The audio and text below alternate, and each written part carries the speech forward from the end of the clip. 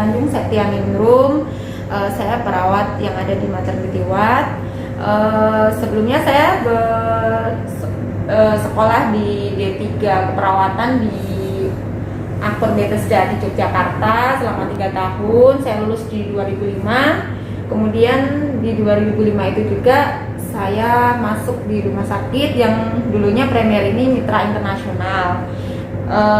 Saya langsung ditempatkan di kamar bayi di maternity ward juga selama kurang lebih hampir 2 tahun. Kemudian saya lanjut ditempatkan kembali di perawatan ibu dan bayinya di lantai 3, perawatan lantai 3 namanya ya, sampai dengan saat ini. Kemudian saya melanjutkan sekolah S1 keperawatan saya tahun 2016. Kemudian saya lulus nurse-nya di 2019. Pengalaman saya bekerja di sini tentu saja banyak suka dan dukanya. Di sini kami merawat pasien kebidanan dan kandungan. Jadi kita merawat selain pasien-pasien yang sudah melahirkan, kita juga merawat pasien-pasien yang melakukan operasi kandungan gitu. Jadi banyak ya suka dukanya di sini antar pasien dan kolaborasi dengan dokter obstetrik juga. Untuk pasiennya paling suka duka kami sih dengan pasien-pasien yang melahirkan dengan kehamilan anak pertama. Jadi di situ kami banyak masuk ya untuk edukasi bagaimana cara merawat bayi, bagaimana cara menyusui dan lain-lain.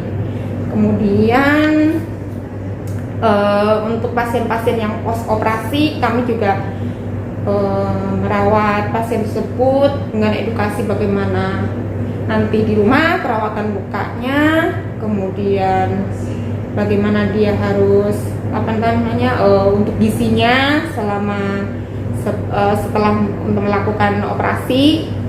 Kemudian untuk pasien-pasien tindakan kuretase misalkan itu biasanya kan dilakukan di kamar bersalin, jadi kita kolaborasi dengan bidan-bidan juga untuk perawatan di maternity ward.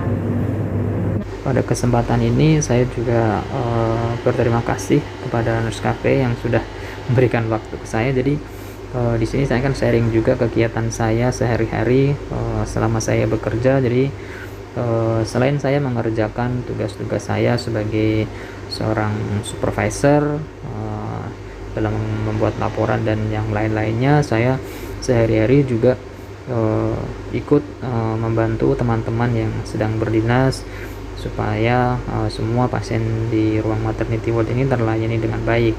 Dan alhamdulillah di tempat saya bekerja semua pendokumentasian sudah dilakukan secara computerized. Jadi saya kadang juga harus menyempatkan waktu untuk melihat pendokumentasian teman-teman itu sudah baik, sudah benar atau belum, sehingga